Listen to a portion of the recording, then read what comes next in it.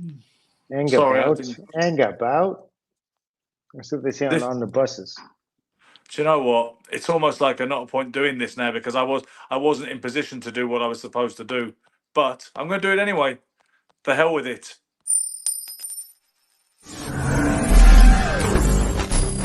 What, you think we'll You're going to quit? be taking the score. You think we'll quit? You're wrong. Jed, You're going to get the shock of your life. No, it's better to burn out than fade away.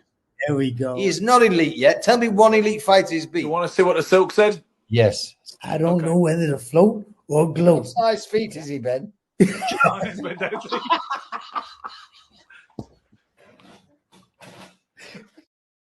Hello and welcome to Sugar, Silk and Stretch, probably the best boxing podcast in the world. My name's Ben Doughty. My name is Michael Silkolajide. And we are delighted to be joined this evening by our old friend, former light heavyweight contender, turned trainer, turned patron saint of boxing, Iceman John Scully. How's it going, Jim? Yes, sir. Everything's good. All good. So, John, just so the viewers understand, if they don't already understand, sorry, Silk, you are currently in Riyadh as part of Artur Beterbiev's team with the big mouth-watering light heavyweight clash due on Saturday. Your first time in Riyadh. Obviously, it's the last week, so there's not a lot necessarily you guys can do to now. But how are you finding the rather strange environment compared to New York or Las Vegas or anywhere else? It's funny. It's completely different than I thought it would be. Growing up, you think of it's like sand and camels, and it's just crazy. And I get here, and the first thing I thought was Las Vegas, like the strip that I'm on, and where the hotel is. It looks like Las Vegas.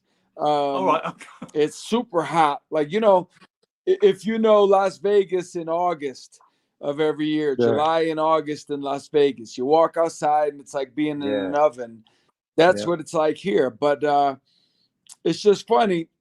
You go in the mall and you see Boston Red Sox jerseys, New York Yankee jerseys. It's just it's really like, in a big way, it's like being in somewhere in America. It's like America, Middle East, right? It's like America, Middle East, he suggested. Yeah, no, it's you hear American music. Yeah, you hear American music. You see they have, by my hotel, we have a Starbucks, we have a McDonald's, we have a all American sort of Cheesecake Factory. I mean, it's kind of funny, but it's cool. Let me ask you: have you seen Bivol outside of the press conference? Have you guys seen him at all? You don't train at the same gyms, I guess, or do they have two gyms out there? No. I think we're separate from everybody. We got our own hotel and we went away from everybody. I haven't seen Bivol at all because the press conference was in London, and we didn't go to that. Artur went by himself. So we haven't done anything here. I think the press conference is going to be tomorrow. Okay. You said he went by himself. Oh, you were there. When you say by himself, you mean like he just rolled in alone, no backup, no. Yeah, I saw that. He was on his own, literally on his own. And I don't think he hung around we all flew to Riad. Right. So yeah, sorry, we do have a delay to deal with here, but just to confirm what Iceman said. Yeah, but you're okay. I saw Beterbiev turn up on his own. He didn't seem to have any entourage with him, and that was that. And I don't think he did too many interviews either. I think he just spoke, what little he has to say. A very kind of respectful interaction between the two of them, and that was it. But he did seem to be unaccompanied. Does John? Is that where you think he thrives best? Like when he's on his own? Everybody stayed here. He went. You know what we're going to have to do? We're going to have to leave a gap after we finish talking. He's not into the trash talk. And now we're losing sound a little bit. Ready? Yeah, ready. Okay, so John, obviously, please I think he, bear with us with the sound Okay. delays and such. But is this the biggest, most exciting, most significant fight you've ever been involved in your history of boxing involvement? Yeah, I mean, until this one, it was, you know, for me personally, it was fights with Henry Mosky and Michael Nunn. But you know, with Bernard Hopkins and Chad Dawson fight was the Yeah. biggest. But this one is, you know, this is undisputed. This is big. This is very big.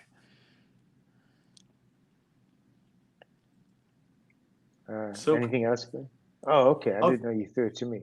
Okay. Yeah, we're gonna have to play it like this time and just be cool, I suppose. But how do you think it compares? Because some fella said the other day on my page that if Artur and Dimitri were Westerners and they weren't Eastern European, he thinks the fight would be bigger than Hagler Hearns and Holmes Cooney, which I thought was a little bit hyperbolic. But how much of a big fight do you think this is, and how do you think it compares to some of the really classic light heavyweight matchups over the last several decades?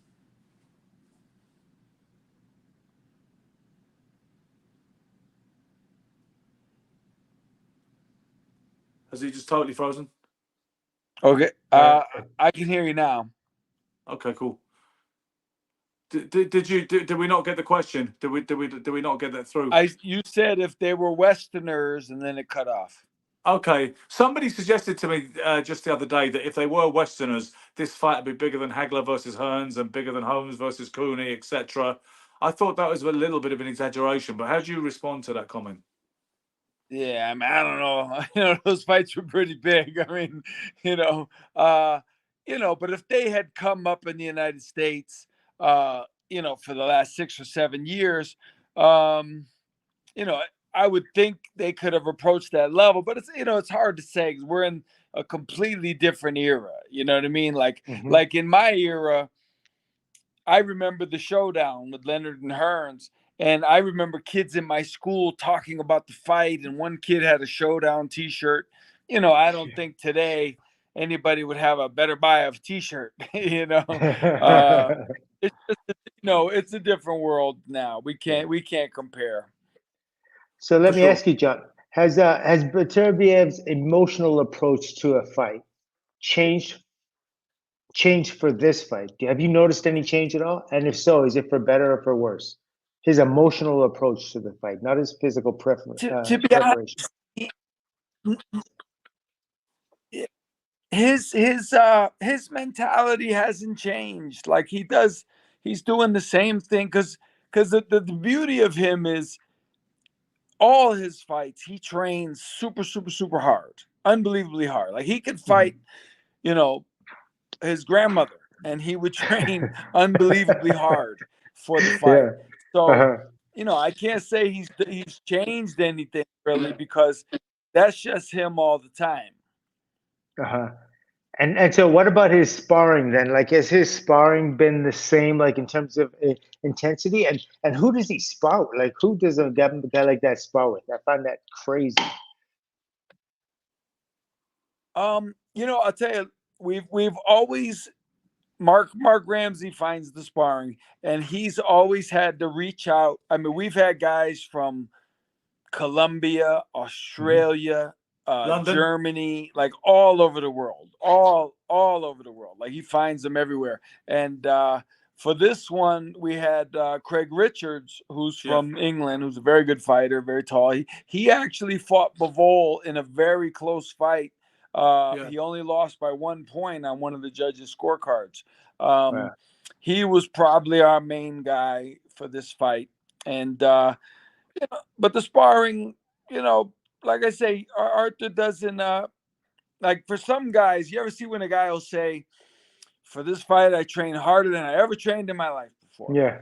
Arthur can't say that because he always trains hard. It doesn't matter who he fights. He doesn't deviate at all. Yeah. Okay.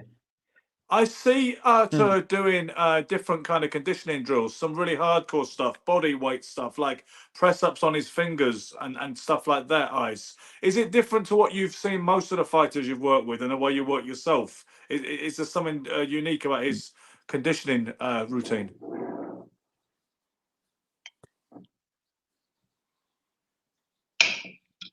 Yeah, well, he's he's really strong. I'll tell you, he does things I've never seen, exercises, and I don't know. I'm sure you've seen where he takes the weight bar, the bar that you put the weights on, and he spins that around so easily that the first time I saw him do it, he did it so easily I didn't think anything of it. And somebody who was with me, they go, that bar weighs like 35 pounds, right? And he was spinning it around like it weighed 2 pounds. Like it was Wow. insane. And I'm Yeah. going, like, if I didn't know how heavy it was, I wouldn't think anybody could even do that. So Yeah. he's unusually strong. He's always been strong. And I was actually talking to his strength coach yesterday, and he said Arthur's the strongest athlete he's ever worked with in his career. Is that a guy called Andrea Kozila? I think his name is. Right. Andrea? Yeah, and he's a monster himself. He's 75 years old, and that guy, he plays Arthur in handball, and he beats Arthur sometimes. Like he's unbelievable, this guy. He doesn't look 75 at all. I wouldn't have guessed that at all, but I know he's 75. But he's in phenomenal shape, and he trains MMA guys, he trains hockey guys, he trains boxers. Yeah. And he's told me several times that Arthur's the strongest he's ever worked with. Tell me a little bit more about his sparring. How's that going? Like, how many rounds does he do? Does he do, like, I know some guys box and they don't like to do rounds at all. They just continue for the whole thing, like 30 minutes, 45 minutes of sparring straight. But what is his sparring sessions? What are they like, and how do they work? Does he have the sparring partners lined up besides the one you mentioned? Right. What he did for some fights, I'll tell you, to be honest, for usually in the fights, he'll have at least four sparring partners. And what we'll do is we'll have them do one round. Then they circle back around. That's to give them a rest and to not give Arthur a rest. When he goes all out, like I don't see too many guys wanting to spar 5 or 6 rounds in a row. Like they don't, and it's funny because over the course of the years, the sparring partners become very honest. And the funniest one is Lionel Thompson, a guy by the name of Lonnie B, they call him. He's on YouTube. If you look him up, he will tell you. He says, listen, he said, when I was 19 years old, I got hit by a car. Sparring with Arthur is worse than getting hit by a car. He will tell you. On that note, go. That's hilarious. So on that note, was Arthur at that time when you were sparring with him, was he wearing 16 ounces or 10 ounces? He wears 18 already. He wears 18 ounce. Listen, he wears 18-ounce sparring gloves. But I'll tell you what everybody says. No wonder it's so hard for them. And they say, and let me tell you what they say. They say, thank God he isn't wearing 10s, right? Yeah. No, they said, I can't imagine sparring or fighting him in 10s. They're like, that's true. They always say that. They say I couldn't imagine. Like you ask, if you ever interview Lonnie B, you ask him, he will tell you.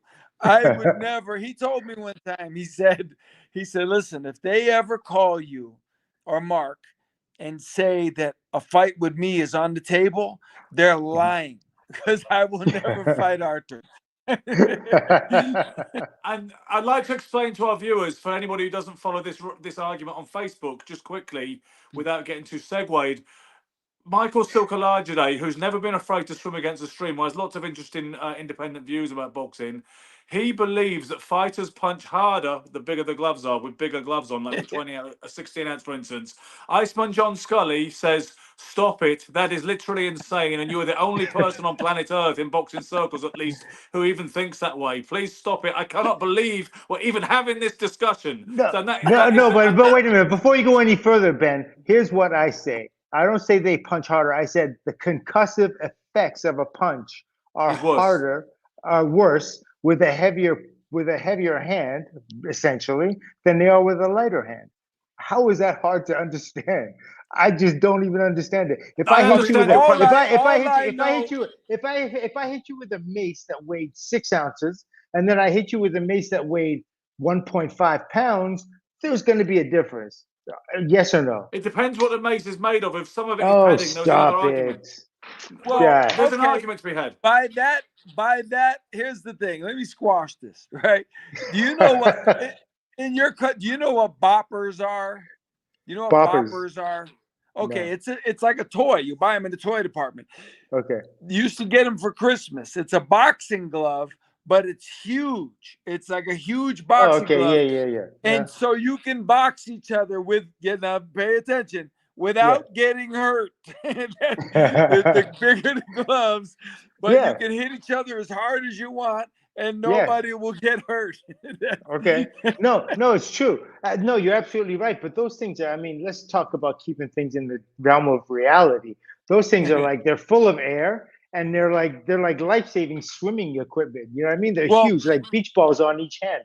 Of course they don't hurt. Plus they don't have the density and you're also not considering the foam, the impact point of the fist, right? This is the part right here. This is the part that makes impact. Most of the weight of the glove and the protection that you're talking about is on the back of the hand, over the wrist, over the back of the hand, under the hand, over the thumb. So it's like this minuscule. I know this much. Sparring with Roy Jones, for example. I remember thinking to myself during the sparring, I was like, can you imagine what it must be like to get hit with a 10-ounce glove by this freaking guy? Like I couldn't even imagine it. You know, like and he hit hard with 16. And I remember fighting Thomas Hearns, and I remember him hitting me with a 10-ounce glove, but I didn't say. I said to myself, "Thank God he wasn't wearing 16, otherwise I would have stayed." Did you actually say that back then? You were actually that whack even back then. Crazy. But guys spar with Tommy every day, and nobody gets dropped. I thought no. It's not nobody gets dropped. It's because his intent isn't the same. A fight is absolutely different than a sparring session. Absolutely. No. I'll tell you, like at the Crunk, they spar. Emmanuel Stewart, his guys spar to win. Of course they do. Yes, we know. We do know that. But you know, Tommy wasn't pitching like that from like 1973 up until 2000 and whatever that he stopped. You know, 1998 and 99. Silk, you've had this view for a long time. Then you just confessed. Then yes. I thought this was something you recently kind of dreamed up. But you've had this conviction a long time. So no, it's not. Before we get back onto the more pressing business of the massive fight on Saturday, let me just ask them, like a barrister, is it fair to say that they use small gloves on fight night, like 8s or 10s, depending on the weight division, and they use bigger gloves like 16s or 18s in the gym, because most people believe that the serious business is done with the small gloves. That's when you're going to knock someone out. That's when it's for real and the bases are loaded, and the other ones are for more safety, so they don't bash hell out of each other, not just cuts and bruises and contusions, but also so they don't get knocked all over the place too. Is it fair to say that is the perception across the boxing? Yeah. That you're asking me or John? You. Okay, yeah. I mean, I think it's absolutely like they use smaller gloves. One, it's perceived to be harder. Like it's perceived to be, which is exactly what we see in a lot of cases. Should they fight in 8 and 10-ounce gloves, or should we change that? Should they fight in 8 or 10 ounce, or should we change it? I mean, I think the perception is that it looks better. And yes, and I will say, listen, everything I agree with. You cut more with smaller gloves. You have more agility, dexterity with smaller gloves. You're not going to get as tired over the long haul with smaller gloves. All those things. All I'm saying is one point: the concussive effect of the punch is much more significant when the hand weighs more. That's all it is. And where's the cutoff point? What about 50-ounce gloves? Is there a cutoff point to this logic, or does it just keep growing exponentially? Well, the thing is, I mean, if it's a 50-ounce glove, how are you gonna like project it? Like it has to be relative to the size of the individual. So if you have some guy that's like 8 foot or 9 foot and he's a monster and he's punching you with a 50-ounce glove on, chances are, if he's packing that kind of weight and his fist fits in that glove, like, look, for a 50-ounce glove, you probably need what? Padding like this. When you start talking about padding like that's massive, yeah, we're talking about there's a definite interference there. But when you're talking about this is all there is that protects you. This right here, where am I? Yeah. Right there. That much sponge is all that protects you from. You're telling me the energy from a punch, and there's that much sponge, and that protects you from being knocked out. That's ridiculous. It's not like all of the sponge on the glove is hitting you. Only just like less than half an inch thick of a glove is hit on the knuckle is hitting you. So everything else is weight on that fist. Everything else is weight. Last word on this particular subject, Iceman. Well, I just know from my own personal experience, some of the guys I've been in the ring with, I wouldn't want to be in the ring with them with 10-ounce gloves. That's all I can say.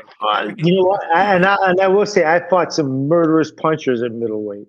Like, You did. you know what I mean? Guys that can really crack, and they could really crack with 8 ounces on, and they could really crack with 10 ounces on. And I just understand the and you know what? I know from my own experience, I wasn't like one of these Barkley Hearns type punches, but I did have like a over 70% KO average. And if I had my mentality and looking to like not silk them, and I'm looking to like really like savage them, my punching percentage would have been, my knockout percentage would have been different as well. And I just know the difference. Like when I hit guys in sparring with 16-ounce gloves, if I hit them right, they drop. And in a fight, if I hit them right, 10 ounces, they drop. That's all there is to it. It didn't matter. Okay. Like I say, Silk, what I want to do to try and resolve this in some fashion is a proper accredited scientific experiment. I don't know how we're going to do it. I think we need to go higher than the punch ball machines in the mall or in the No. fairground. First of all, what you got to say is John ducked out on this. We were going to go to Atlantic City, and we were all going to jump on. The both of you backed out on this. Yeah, because we will do it. We watch this space. But anyway, so I want to talk about the fight. Yeah, let's get back to the fight. I understand that Artur is very clean living and he's a Spartan and he's an absolute beast, but he's still nearly 40. He's still getting older. I mean, you've never had a drink in your life yourself, but you're still the age you are. And some people might cite that age as, if they're 50-50 on this, they may lean towards Bivol because he's younger and closer to his physical prime, presumably. What do you have to say in response to that? I couldn't hear what you said. That everything's kind of choppy here. Okay, let me try again. How is it now? Yeah, you sound better now. Yeah. I understand that Artur really looks after himself, and he's never had a drink in his life, and he's very devout and dedicated. But he's still nearly 40. There's no getting away from that. If people were leaning towards Bivol, that might be one of the reasons why. What would you say? I couldn't hear you. Well, it's basically, really choppy. I can't. Yeah, let me just say, Ben, what is supposed to happen at 40 that Beterbiev is supposed to succumb to? Like, is he supposed to get like more tired? Is he go to sleep faster? Like, what is it about his age that makes people think he's not going to be as good as he was last year? Well, what was Ali like at 38? Right. What was Ali like at 38? I mean, Good, Nick? I'm getting the gist of the conversation. Okay. And I would say Bernard Hopkins showed, at age 48, Bernard Hopkins, won almost every round probably against Tavoris Cloud. He dominated the fight. Artur is proof. He lives a super clean life. Like this guy, all his food is halal food, and he's not. He's not out. He doesn't watch boxing. He's not out partying at all. I don't think this man has ever been inside of a bar in his life or a nightclub. I would doubt that, honestly. Yeah. He's proof. And plus, people are living longer. They're stronger. Like I'll give you an example. I mean, look at Michael. Michael's like, how old are you? Like you're like 60. You're in Yeah. awesome shape. Like, you know, your weight, you got a 30-inch waist. You know, you're in phenomenal shape. How many guys at 60, 20 years ago look like that? And I'll say this, I'm my own, and I know a lot of guys can say this. I'm 57, and I spar with guys that are 21, 22, 23, and you know, amateurs and you know, whatever.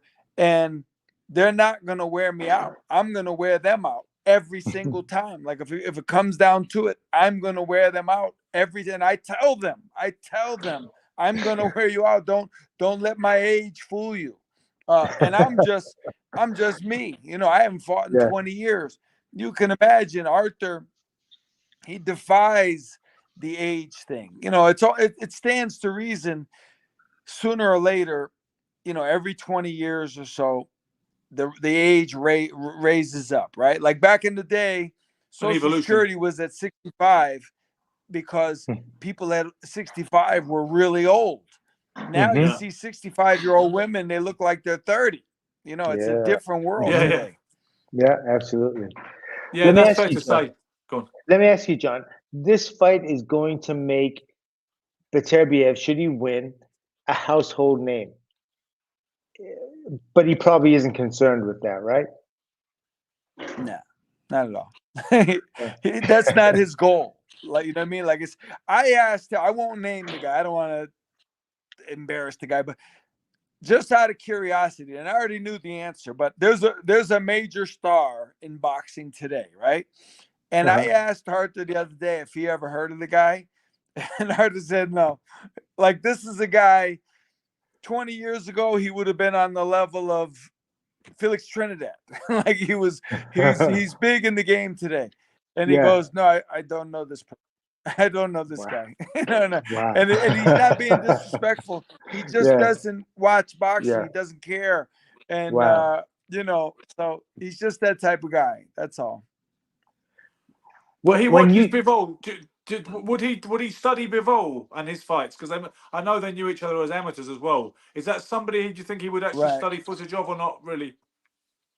He doesn't, but we do it for him. We'll call him into the office and we watch like 3 or 4 rounds of fights. And we just point out different things, and he's quiet the whole time, and he's like, okay, you know, so he relies on us to tell him what he should do for this particular fight. But he like I say, it's just funny. Like I remember when Canelo and Caleb Plant fought, and that fight was on a Saturday, and we were in the gym on Monday, and I already knew the answer, but I say, hey, Arthur, you see the fight Saturday? He goes, no, I don't watch boxing. You know, and so he doesn't care. You know what I mean? He doesn't care. He's not a fan of the sport. You know? Yeah, I was just gonna ask you. Yeah, so he doesn't really love. Like, he loves it in the fact that he can do it, but he doesn't love it as he doesn't know anybody. He doesn't know. He does. If Teofimo Lopez walked up to him and said, "Hey, how you doing, man?" He'd be like, "Hello, how are you?" He would not have a clue who that guy was. Not a clue. Some fighters are like that. You know, some fighters. Some of us are like you guys, and you're absolute super fans. And I know the Silk said fighters are his favourite people, and every time we get a guest on he's never met before, who he knows from the past, he is. You can see the young fan in Silk still to this day. I know you love boxing, Ice. I know you live boxing, and you just love being around boxing people. But some fighters. I remember a few fighters at the Thomas of Beckett when I started hanging around the gym as a teenager that you'd be surprised initially with what they didn't know, and sometimes what even their trainers didn't know about the current boxing scene as it was then. And I always remember Milton McCrory saying, I don't want to, after the fight is over, I don't want to watch it, read about it, or talk about it. He said, baseball is what I love and boxing is my job. And it's that simple. He said, I'm just not even interested. Sugar Ray Robinson famously said, I'm just not a fight fan, right? Yeah. You know, it's amusing in a way, because it's like, even me, I'm in the gym. I've been in the gym since my last fight. I've never stopped. I've been in the gym ever since. And it's amazing, like all the fighters that live near me in Hartford, and I never see them. I never see them in the gym. I never see them at fights. You know, they're their career's over and they just lost interest. They don't know anything about it. It's kind of weird. It's puzzling to me, but that's the way it is. Somebody just asked us for predictions on the fight. I think he means me and Silk, obviously. But I think we will wait. Curved glass. We will wait a little longer. I will give my honest leaning where I'm going with it with prediction. I'm sure the Silk will too. We know more or less what Scully's going to say. He's obviously not going to be picking the other guy. But on that point, though, John, is there anything you've seen in Bivol that you think is perfect for Beterbiev? Beterbiev, sorry. I mean, for me, it's like I'm a big guy with mentality, right? I pay attention to fighters all the time. I've been doing it since I was an amateur. And I can remember fights I won in part because some guy slipped up and he told me something 3 months before we fought each other. And I got a peek into his mentality and I used it against him. You know what I mean? I'm big on that. And I always say it could mean something, it could not. But when Arthur and Bivol met each other in Saudi Arabia several months ago, I think it was the Tyson Fury fight. I'm not sure, but it's probably on YouTube. You can check it out. Somebody was, I think it was Ellie Sekback, interviewed them both, and they were both right next to each other, and you could see clearly that Arthur was the alpha male among the two of them, and you could see Bivol was super, super uncomfortable being there. And Arthur said to him, they said something like, "Oh, why haven't you guys fought yet?" And Arthur said to him, or he said to the interviewer in front of Bivol, he said, "Well, he always says he wants to fight, but when it comes time to fight, he never does." And basically he was telling him, and Bivol just was like, I don't know, and I said, man, in that matchup that day, I would have rather been Arthur than Bivol. Bivol did not look comfortable being in Arthur's presence at all. So that's something that I think in the moments, Arthur. I'd rather be Arthur than Bivol in that situation. Okay, so then let me ask you, I'm sorry, Ben, to jump on this. On a scale of 1 to 10, how dangerous of a fight do you think this is? Or maybe not even dangerous, but difficult. The good word. I could. You guys kind of broke up there. Okay, I was saying on a scale. Yeah, scale of 1 to 10. How difficult of a fight do you think this is going? Do you think it's going to be Beterbiev's most difficult fight, or do you think it'll be in the middle, the least? I think it could be just because it could be the most difficult because of, he's a very good boxer, obviously, in the style wise, but you also have to factor in, the nerves. I don't know how much Arthur feels nerves, but he's got to feel something, But the thing is, he matched up very well. Good, but like Marcus Brown was a very good boxer. Gavadzik was a very good boxer. There's been some very good guys, and Arthur was always able to break them down, and mentally and physically. And that's why, like I say, I go back to when they met each other face to face. I like Arthur's demeanor a lot better than Bivol's. The other thing that stands out to me, if you remember when Bivol fought Joe Smith, I think it was after the 7th or the 8th round, at the very end of the round, like literally with 4 seconds to go, Joe caught Bivol with a huge shot, and Bivol was very clearly wobbly. And when the bell rang right after, like he didn't even have a chance to throw any more punches. And when Bivol was trying to go back to the corner, he had to grab the top rope to steady himself. Now, if my aunt had such and such, she'd be my uncle, right? Male genitalia, she would be. yeah, right. But if Arthur's there and there's 20 seconds to go in the round, that fight's over, for sure. That was, Arthur's been down, right? People say, "Oh, well, Arthur's been down." I go, yeah, but Arthur wasn't wobbled. Arthur went down, he got up, he scored a knockout. He knocked the guy out like 30 seconds later or whatever, a minute Callum later. Johnson. Right. So he gets knocked down. He got cut against Marcus Brown horribly. If you remember, it was on his, he didn't in the corner, he didn't even mention it. It didn't even come up. It was like he didn't even know it happened. Yeah. He doesn't care. You know what I mean? He's just single-minded focus. But like I say, he got dropped in a fight, but it was a flash knockdown. He got up. He won by knockout. If anything, that sparked him to go, "Oh, okay, you wanna hit me? Okay, now I'm gonna hit you back." Bivol obviously showed a big, because you can get dropped. Anybody can get dropped, but I'd rather be a guy that gets dropped and gets right up than a guy who gets hit and he's wobbly. He's wobbly and he's wobbling Yeah, around. I hear that, Dizzy. You see what I mean? And like my father, he always said, and my father wasn't like a boxing guy, but he always said Larry Holmes was lucky because when he got hit with good shots, he went right down. He didn't get hit with 2, 3, 4 shots more. He went right down with one. He did it against Snipes, did it against Shavers. You see what I mean? So, that's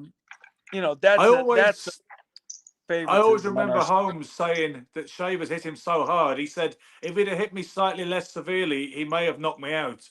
He said, but because he hit me so hard, it was like an electric shock, and I just jumped straight back up. He said, because my whole body was tingling, man. He said, a lesser shot may have done for me. I have to say, and I said this on the internet a few weeks ago, if you watch that fight when Shavers hit Holmes, that was the most perfect punch by the most horrific puncher on earth. He couldn't have landed it more perfectly. He put everything into it. You have to give Larry Holmes all the credit in the world for not dying. You know what I mean? No, absolutely, 100%. 100%. Larry should have been unconscious. Nobody. I couldn't see. I saw very few people being able to get up from that punch. It was no, crazy. Have you paid any attention or gotten any wind of this side story that the mother of Dmitry Bivol's children, 2 sons, I believe, is saying all these things vicious about him? Have you She's seen that? vicious, that girl. Listen, that's another thing. I don't care who you are. That's not good. Like, she's out there. She's telling him she hopes Arthur wins. I mean, it's crazy. And she was saying how after he beat Canelo, he became like this monster and he thinks he's all that, and it went to his head. And I don't know if that's true. But they are getting divorced, so something was wrong. But I actually feel for Bivol. I really do. This is not the time for her. But if you watch her videos, I've seen 2 of them. She's pretty vicious. Like she's definitely got killer instinct for sure. Talking. Go on. No, go ahead. Go, sir. I was going to say, is there anything you've seen in Bivol that you think is perfect for Arthur? You already asked him that. You asked him that. Honestly, no. Hold on. Yeah. Sorry. No. Go ahead. Forget about what the English guy said. Oh, yeah. Go on. Same question again, please, from the gentleman on the right. Yeah. You just spoiled it. I was going somewhere with it because you broke up the other one. My other question, you broke it up, and now I had to come back at it a different way. Now I can't do that either because this is marriage for you. You're difficult. You're difficult. Yeah. Me? Sorry. No. He means me. No, I'm talking about him. What was the question? Forget it. So what's the question? Ask the question again. He already did. What he said is, do you see anything in Bivol that is perfect for Beterbiev? And you said you said I'm a big mentality guy, and I look at the way he reacted to the way they came. And then what about the physical aspects of it? What does he do? Like his matchup. No, he's a difficult fight. Arthur's going to have to really be on his game. Arthur's going to have to execute all 12 rounds. I don't think there's anything obvious that we could exploit easily. You know what I mean? Like, it's going to have to be, we're going to have to push it. We're gonna have to really be on our game. Like make no mistake. Like this is a real fight. Like these guys are. Whoever wins is going to have beaten a very good fighter for sure. Yes. Yeah. So it's like the numbers. Do you anticipate Bivol putting up big, like throwing a lot of punches? And are you prepared for that? Like for him coming up, he may not. You know what I mean? Maybe he bats like 500. He's not hitting 1,000. He's not a knockout puncher like that. But he punches in volume, and then he Right. tries to maintain that distance and keeps you out. And he appears to, like, from what I would think, that would to me be his approach. I'm thinking he's certainly not gonna go toe to toe with Arthur. And he's not just going to Right. back up and run and give him a head full of steam to just keep Arthur, hunting him, chasing him down. But he's going to be there. He's going to put numbers up, and then he's going to do, you know what I mean? Keep him out range, very much like that old Soviet Right. style of boxing. Right. Is Arthur prepared for that? Yeah, for sure. Like you see, the thing is, Arthur is very well versed in the Soviet style because they came up around the same time. He actually sparred with Bivol once back in the amateur days. They know each other like that. Yeah. And so yeah, Arthur's very well versed in that whole program. So I think, but the good thing is, as you know, professional boxing is way different than amateur. And a lot of those Soviet guys, they fight a professional amateur style. Yeah. We've got to make it a professional fight. We got to get ugly in there. And I'll say, if you watch Bivol's fights, he's not a fan of getting ugly. You know what I mean? He's very calculated and he's very careful. He minimizes the action. We've got to impose ourselves and bring him somewhere that he's not willing to go, because I really don't think, I know right now he's laying in bed somewhere thinking, I don't want to get into it with this guy. I don't want to be going toe to toe here. We know that. And I'm not blaming him because I don't want to do it either. You know what I mean? But so we have to, in other words, it's like a lot of great matchups where both guys are going to try and implement their style, and their styles are going to be opposite. The goal is going to be opposite for both of them, and only one of them is going to be able to, really execute that. Can Beterbiev, can he adapt? Do you see him as being adaptable? Yes, I So think, he just, and I think people are starting to get hip to this. The longer his career goes, I think the general fan, the casual fan, will see him and hear about him and think he's a destroyer. He's Clubber Lang. He's Mr. T in Rocky III. That's the furthest from the truth. This man is a technician. 100%. This man is a technician. And everybody who spars with him, they always say, man, I can't believe how smart he is in there. Like, he's very sharp. They don't expect it. They think they're just worried about his power. Yeah. And they're like, man, and some of them have said, I'm not as worried about the power as I am as the technique he's using to deliver it. Like, he's setting me up all the time, planning ahead. And, I'm sure Bivol knows that. That's why, it could be I don't think it's going to be a Hagler Hearns. It's not going to be that type of deal, because Bivol knows.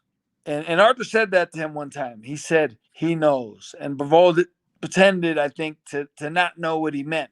But I think from when they sparred, Arthur was saying he knows how hard I punch. He knows the kind of pressure I put on. Yeah. Go ahead. Sorry, I was going to say, so he knows how hard Arthur punches, and that he's going to be very aware of that. So he's not going to be engaged. He's not going to be engaging so much. He's going to be very off. You say that, very right? much a distance of reflex.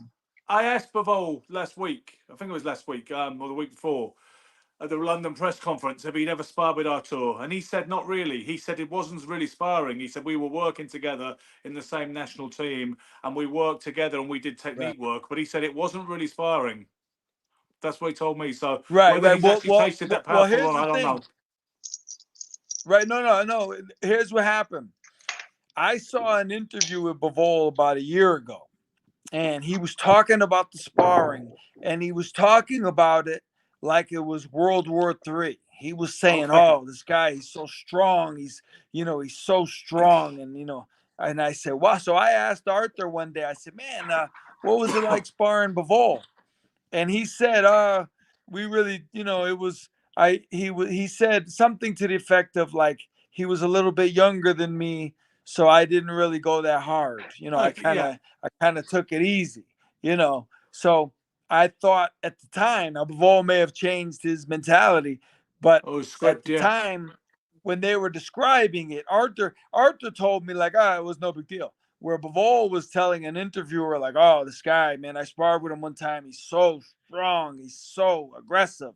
But here's the thing: it doesn't mean that much unless a guy lets it get into his head. Because, and Michael knows this. I've sparred plenty of guys who gave me big trouble in the gym, and then I fought them and beat them easy in real fights. You know what I mean? And I was worried about the fight because of how hard they hit me in sparring. You know what I mean? So it's different. Yeah. Yeah, for sure.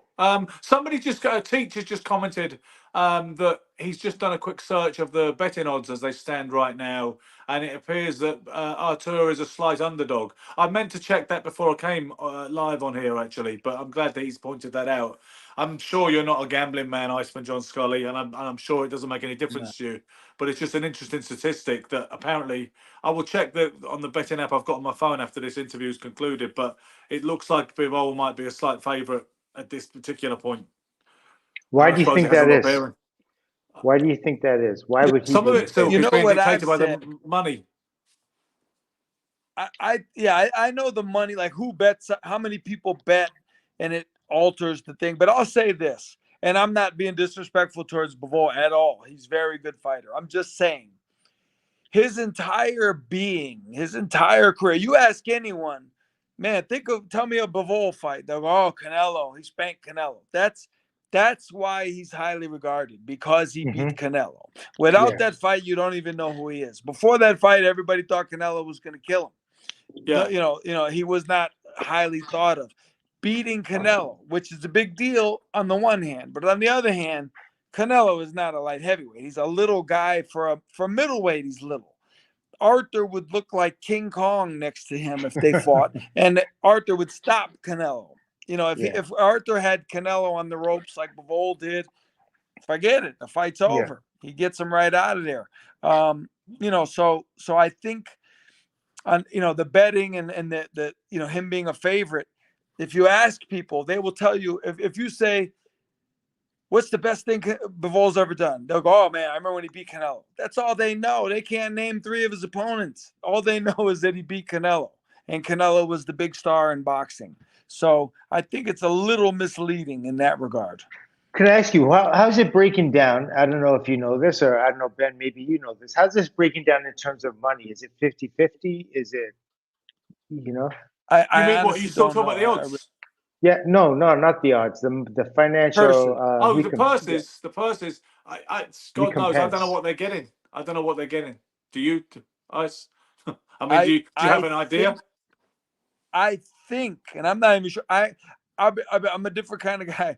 And all my fighters, Chad Dawson, Mike Oliver, I've never asked what they got. I don't know how much money Chad Dawson got when he fought Bernard Hopkins. I have no idea. I don't care.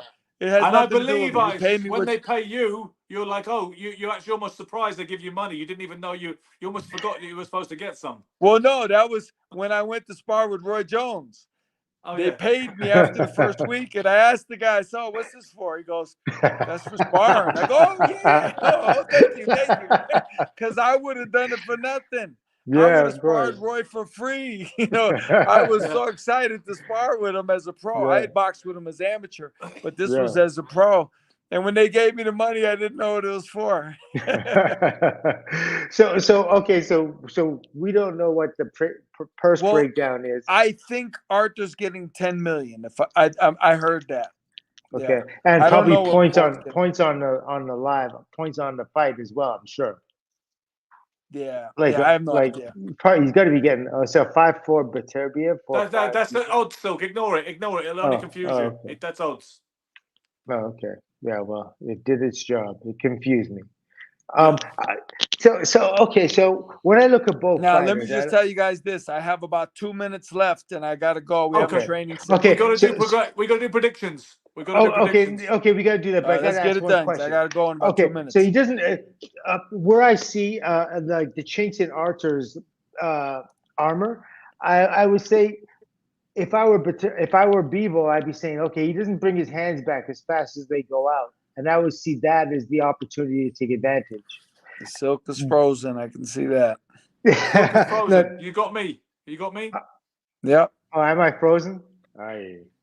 The way we could do this, we could say goodbye to Iceman now, let him go, and then we can do our predictions. Oh, there he because goes. There he we know what goes. Iceman's Okay, gonna say. okay, there I am. Am I back? Yeah. Yeah. Sorry, You got guys. me? Okay, so I'll make this really quick. I was talking about the chinks in the armor of Bivol and the chinks in the armor of Arthur, if there are any. And I would say, when we're looking at Arthur, I would say, well, he doesn't bring his hands back as fast as they go out, and because he doesn't bring his hands back as far as come out, that would be our opening, and I would build from there. If I were in Bivol's camp, and conversely, if I were in Arthur's camp and I'm looking at Bivol, I would say, he needs to set in order to get the respect that he needs to get out of Arthur. What's your perspective on that? Well, I think one thing I notice, Bivol, that Russian style, that amateuristic style, he does not appear comfortable on the inside at all. And he literally, he almost fights 12-round amateur fights. And when the other guy, he's similar. If you remember, I fought Henry Mosky for the title, and Henry was like that, but he was effective with it. But he did not fight on the inside at all. Like, I tried as hard as I could to make it an inside fight because I knew that was my only chance to win. And couldn't, he would not do it. And he didn't care if I I trash talk. Like, he's not like an American guy who gets insulted if you trash talk him. He doesn't care. He just wants to win. And I think Bivol's probably cut from that type of cloth. Now, by the same token, with two Russian guys fighting each other, he may feel a little pressure to, interact a little more. Who knows? But I think there's no secret. It's just like with Ali and Frazier. You don't have to be a genius to tell what Joe Frazier needs to do, and you don't need to be a genius to tell what Muhammad Ali needs to do to beat Joe. Anybody with any boxing sense at all could tell you what they need to do.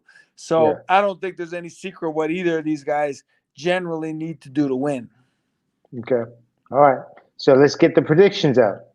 Now, what do you predict, John? My volume, let me see. My volume is off. We hear you. I hear you. We hear you. I'm going to go anyway. I got to go to the gym. Okay, no worries. Hear me. No problem. No problem. I can't hear any. All right. I'll see you guys. Thank you so much. Okay, that was all right. a few issues there, but it was we got through it.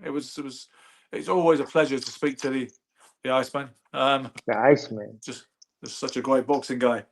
So predictions, Silk. You want to go first or shall I? No, you go first. Okay, and I was perfectly prepared to say this in front of him. I didn't have an issue with it, and I know he wouldn't have had an issue either. I'm going with the relative boxer. I know it's not as simple as boxer versus pressure fighter. I know that Artur is an underrated boxer and technician, is more subtle than people think he is. But I'm going, if you were going to describe either of them as the boxer, it would be Bivol, and I'm going with the boxer on this occasion to win on points and to negotiate the tough spots and the problem spots. I've got Dimitri Bivol on points. That's what I wouldn't bet a penny on it, but that's what I fancy. Yeah, that makes absolute sense in terms of when you look at the fight. It seems like it absolutely plays out as it's going to go 12, and if it goes 12, then it's going to be Bivol because he has this ability to let his hands go at any point, right? Like he's able to let his hands go at any point, any type of punch he needs to throw. He has the ability to do that. So it would be very, very. It's almost an emotional decision going with Beterbiev, but you can't discount his ability, and you can't discount his power.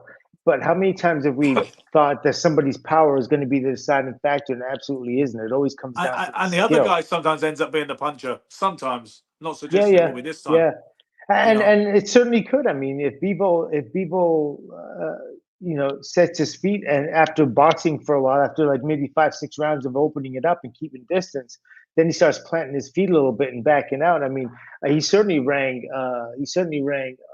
Canelo's bell for sure, because otherwise he would have he would have just walked through it if that were the case, and he didn't. He covered up at many instances. So it looks right now. I agree with you on a points win, but I have to really sit down and analyze it. I don't know. There seems to be because you don't have to make your final pick till Friday anyway. You know that, of course. You yeah, don't have to and pick till and Friday. it just doesn't seem like it should be that easy of a call. It really shouldn't. Not there must be something I'm not paying attention with Beterbiev. You know what I mean? He's obviously doing things that we don't see. Like it's hard because he's always coming forward, and he seems very like manufactured and strong, and in that way predictable. But he absolutely isn't. He's doing something that's offsetting people's timing. He's doing things that are, I mean, he's got a 100% KO record.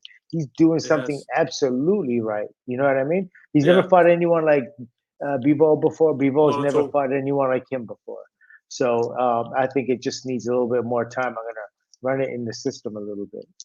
So, well, Danny Wright from Fight Fan TV Live has just said, Fight Fan TV Live has just said, "Come on, Silk, don't drag it out." So I think he probably what he probably wants is you to say something now. You can change your mind Friday, but he wants something more definitive tonight, by the sound of it. Okay, from the sound of it, I would have to say, I'm slightly leaning towards Beterbiev, but I'm leaning that way. Maybe because Scully and I are cool and all the rest of that kind of stuff. But it's silly things. I just really have to analyze it. But I do like Beterbiev's. You know me, I don't buy the strength thing. I don't think that plays a hand in boxing the same way, especially with someone like Bivol who doesn't set his feet. He doesn't plant, so strength isn't going to play a part in this. What is Well, going to play? it can do so. Obviously, as you know, it can No. do if someone catches How up with can you. it? If someone catches up with you, it can, of course. What I'm saying is, it's certainly not going to play a part in this if Did you see? Bivol fights his fight. Listen, though. Okay, I know you wouldn't have seen this fight last night in Liverpool. There was that guy Nick Ball. Remember Nick Ball, the stocky Yeah. featherweight from Liverpool, who Yeah. had the draw with the guy Vargas on the Joshua Mhm. Ngannou card. Remember? Yeah. He since subsequently won a title, and he defended it in Liverpool last night. And on the undercard was a guy called Henry Turner against a guy called Jack Rafferty. And Henry Turner, really tidy southpaw, lovely mobile skills, great variety, just good movement, good distance, good rhythm, dare I say. Let's not get into that again, but that's what I would choose to describe him with. Timing. And you can't stop me. But he just got cut down by this guy, the more plodder kind of guy. Rafferty stayed on him, kept blocking shots, just kept hunting him down. The guy, he got to him, he started roughing him up, his strength started to tell, his conditioning started to tell, and the other guy just unraveled to the point where he was getting battered in the 8th round, I believe it was, and then his corner wouldn't let him out for the 9th, which was a good compassionate decision. I would say that is an example of strength telling over skills and mobility, and a desire not to get involved. Well, wouldn't that be like some part resilience and a certain, like if he were, taking punches? Gravity chamber, my good friend Steve Miller. Okay, Yeah. but thank you, Julian. But I just Right, that was good. yeah. Well done.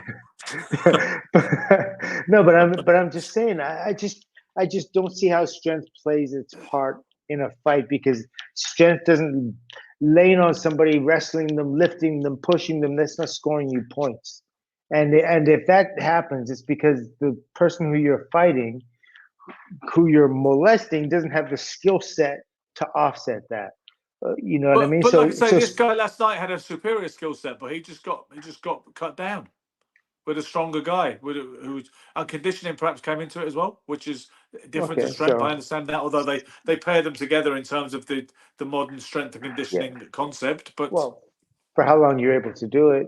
Yeah, but I just don't see strength as being a thing, because there are a lot of guys that are absolutely strong in terms of torque power, lifting power, all the rest of that kind of stuff. And look at these guys, and they couldn't break an egg if you know what I mean? If you ask them to bust something, punch something, if they're not hitting the mitts the way, the way a real boxer is thinking about a striking.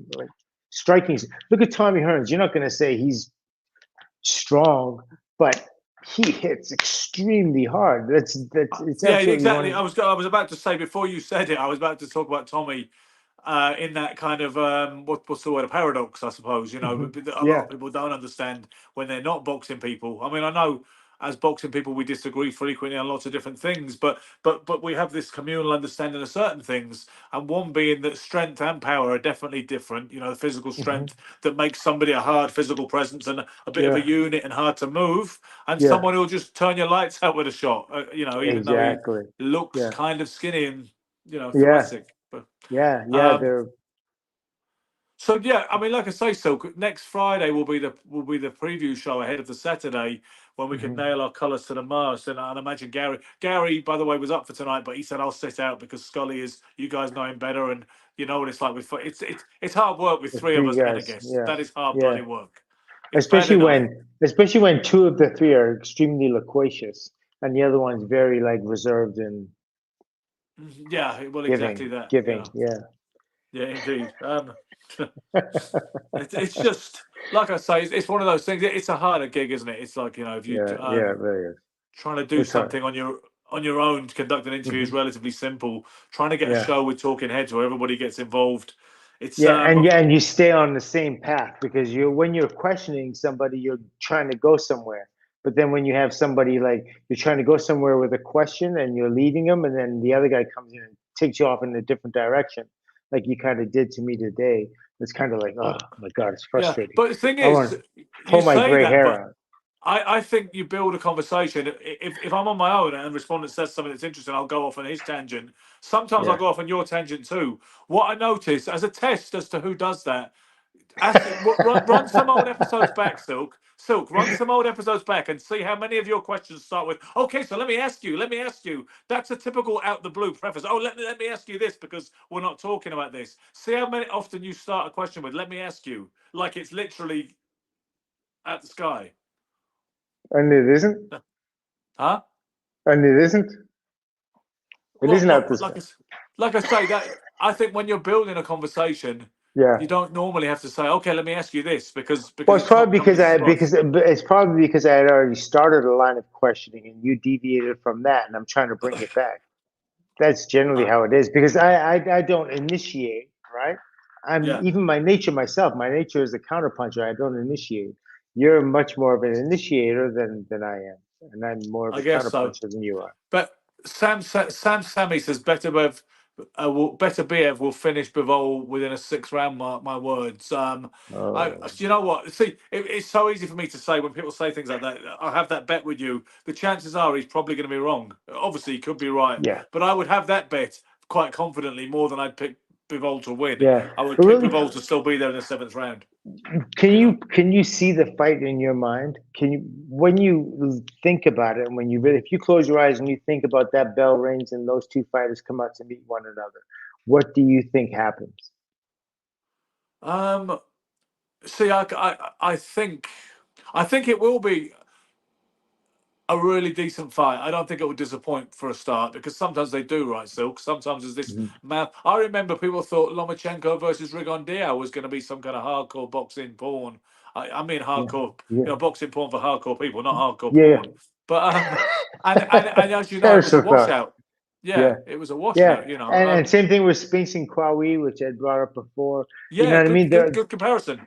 Yeah, there are fights where you see, it's just on paper, it's everything you thought. Look at Hector Camacho and Howard Davis Jr.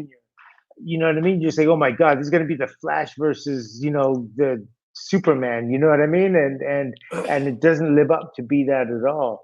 It could be that kind of damn script, but I think it will be absorbing. I don't think it'll be rock'em sock'em. I don't think it'll be like a kind of Pryor Aguayo style classic. I think it'll be interesting. I think it will. there'll be moments and there'll be drama, but I think Bivol will be just that one step ahead in enough rounds to And get so his hand you raised. believe Bivol's defense is better than Beterbiev's? You think Bivol can defend adequately enough against Beterbiev's punches? I think so. I think, and like you say, like I said as well, he's got like a professional amateur style. I mean, he likes to bounce in and out. You see his pad work; he's always bouncing in and out. And Yeah. he's like And let me he'll tell you bounce in with a something. jab, Yep, backwards yep, with a left hook, and back yeah. in with a right hand. Yeah. And let me tell you something. That's the most difficult style to handle in boxing. It really is. The amateur boxing style. And the reason why it doesn't transfer over to professional boxing is because people had this idea that you use up too much energy. So instead of making the fighter train harder so he can do that for 12 rounds or 15 rounds, what they do is say, no, you should plant your feet, stand there and Yeah, do it like yeah. this and don't waste your energy.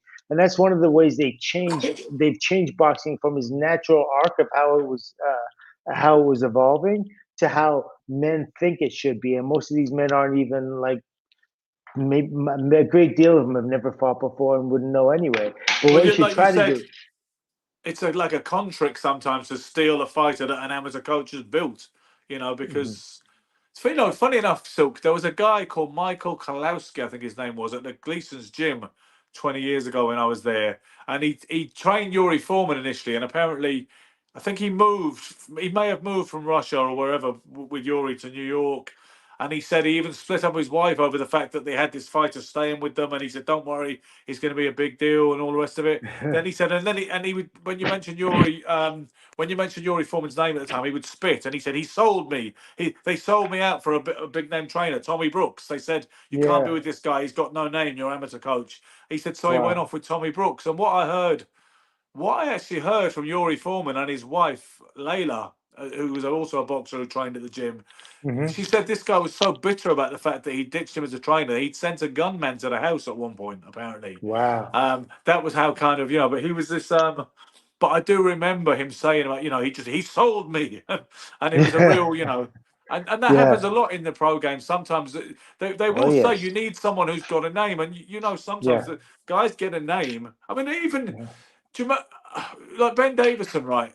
When Joshua wins, even when he knocks out someone who's like not a boxer, like Francis Ngannou, they say he's a genius, like a hybrid of Ray Arcel and Manny Stewart.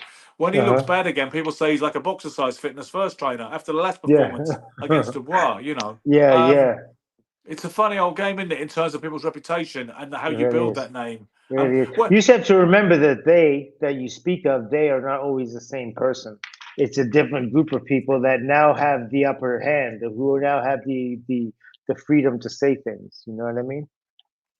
How do you mean? You mean the fans and stuff like that, and the people? Well, the fans are people that are saying something. People that yes, the fans, or boxing writers, or pundits of whatever of the sport. They tend to, like, some guys at one point their voice is loud and you hear it, but then you hear another voice that says something different. It's from different people. It's not the same people who said one thing that are saying the other. I think I'm talking about the wave of opinion on social media more than anything else, to be honest with you. That is a major barometer today, I think.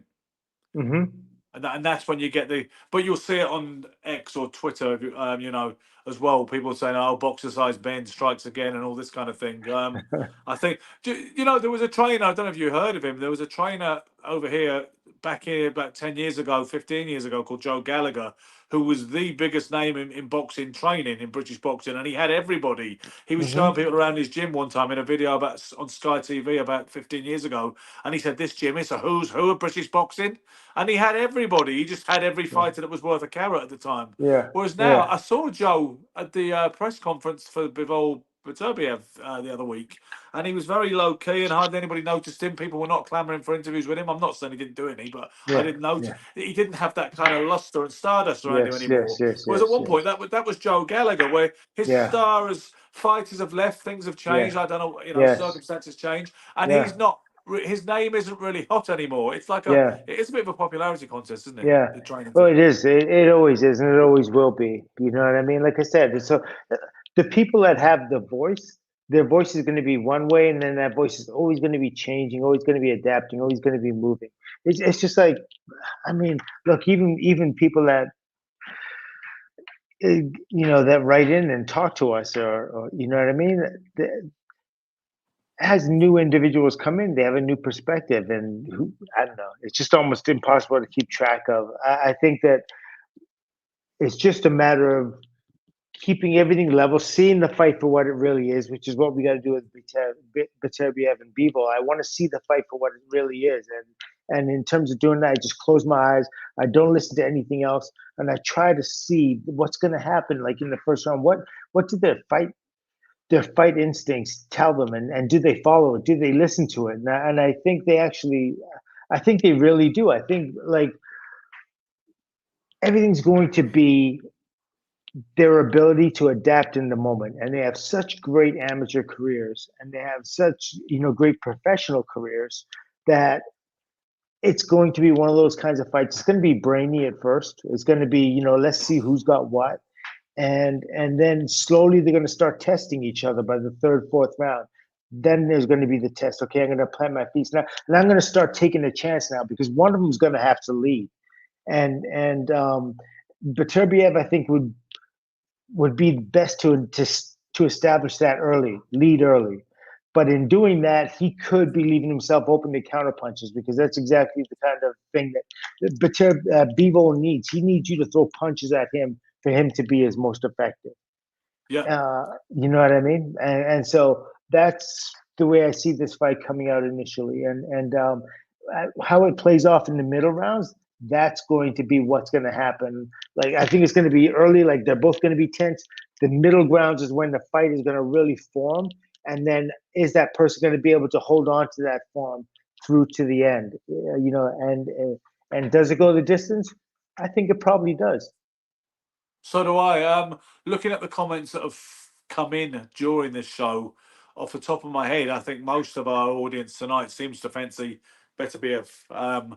We've had a few fancy Bivol, but I think that the preponderance of people are picking Beterbiev on a stoppage. Because of the power. Yeah. Yeah, I mean, this guy Yanis Packer says Bivol will win the first two rounds, then Artur will start the destruction machine by putting great aggressive pressure on Beterbiev's power will be too strong for Bivol. Beterbiev by TKO round 9. I've seen quite a lot of comments like that as we've gone on with the show this evening. So I would say the preponderance of our audience that is picking Artur. Yeah. Like I'm siding with the boxer and the guy. I mean, I really like Bivol's style. Yeah. When Iceman said, "Take away the Canelo fight, and what have you got?"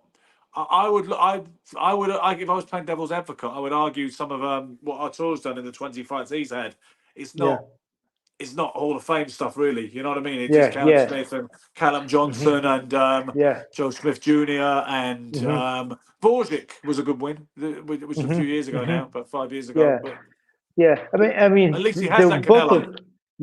Both of those wins, both fighters have wins that are like, you look at them, you see their ability, and it's convincing. You know what I mean? So they may not have fought somebody as great as they are themselves, as great as their abilities are. They haven't like that. Like, you looked at Hearns and Leonard and you saw, okay, this is like, they're both incredible fighters.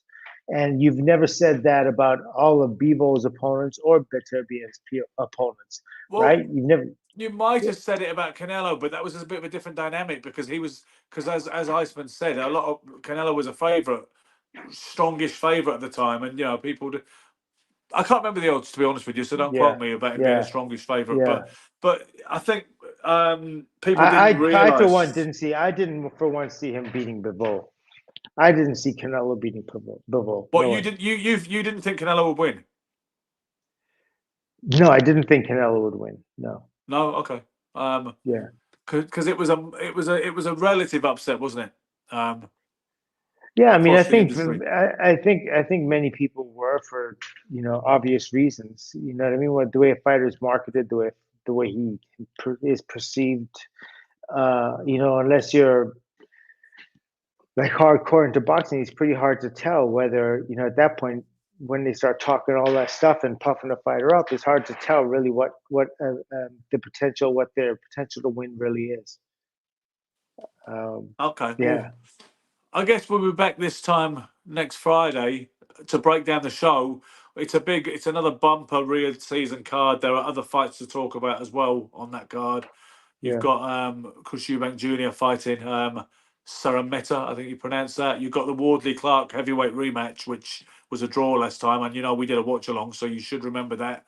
And you also have the first female fight in Riyadh season in Saudi, which is Raven Chapman versus Sky Nicholson. That's an interesting situation because of what it is. Sky what? Sky Nicholson. Oh, her name okay. is. Sorry. Okay. Yeah, I showed you a picture of Raven Chapman. Remember that? Because I was. Oh, that's right. Yeah, that's right. All right. Yeah, well, Sky Nicholson, we were talking about aesthetics, which I don't think we can quite get cancelled for yet. But we were talking about aesthetics, and you were saying that you said that Raven was, had potential. I think it was the way you described it. Sky Nicholson is a bit of a looker as well, to be honest with you. I mean, she's probably represented more so as the kind of Calvin Klein sort of female underwear model type. Oh, wow. So Ben. It's not good. You can't sexualize everything. You have to respect these women as fighters. I hear what you're saying. And Yeah, see this them is the as, thing. This is the thing. You know what? Because Lady T was saying this the other day. She tries to look at boxing through a feminist lens, and what I said was, I actually think in the UK there are more opportunities now for female fighters per head than there are for male fighters. They get a pretty good deal. As long, obviously, they need a decent manager or promoter normally, but if they can fight even a little bit, these girls, they've got quite a lot of opportunities in the UK right now, more than the average male fighter has. I don't know how the remuneration works out precisely for them, but do you know what I mean? I think female boxing is actually really big in the UK right now. That people were saying it was going to be a deadlock with the Saudi Arabian involvement. That hasn't been the case because they've got this fight, unless it's tokenism, which I don't think it is. So I think females in this country in particular are in a really good place right now. If you're a girl and you can fight, these are good days, Yes, absolutely. That's the way it should be. Everyone should be able to eat, do what they want, do what they love. I'm all about that. And me too. So that very kind of upbeat, positive, United Colours of Benetton style message might be a good cut-off point for this one. So, guys, we look like the Benetton kids all grown up. Look at that. If the Benetton kids are all grown up, that's you and me. There you go. Well, you have to tilt your head in like this, Ben. Tilt your head in like that. Oh, is that what you're going to do? Oh, so that way. Yeah, more that way. Yeah. There you go. Because the problem is it's opposite, isn't it? It's opposite because you have to, if you want your head that way, you have to do it the opposite of the way you think it is. Exactly. You know what I mean? On the camera. But slip the punch. It's a shame you didn't move your head more in some of those crucial fights. But anyway. I had a comeback for that, but I'm gonna spare you this time. Next time I won't be so forgiving. Yeah. Well, if I was you, the most obvious one would be looking at your proboscis and mine. Don't tell me who moved their head and who didn't. That's where I was going, but I'm not going to do it. I'd have been like, so which one of us only had amateur fights and which one had like both careers and at a high level again? Because I get confused sometimes looking at the damage. No, but yeah, I would have just said the nose. Oh, well, see, I've said it for you, so I am fireproof. Thank you. You can't attack me because I've already disarmed your strike by using it on myself. Guys, this was a well-watched episode. I see there's still like 28 people on there now, so we really appreciate that. Even I appreciate the fact the numbers stayed high after Scully left. So thank you very much for that. There's Silk on the old ginger. Looks like a bottle of Stella Artois, but it won't be. Tune in next week, next Friday. We'll preview the big Riyadh season card in Saudi Arabia. Thanks so much for your participation and support this time. Be lucky. Keep punching. Over and out.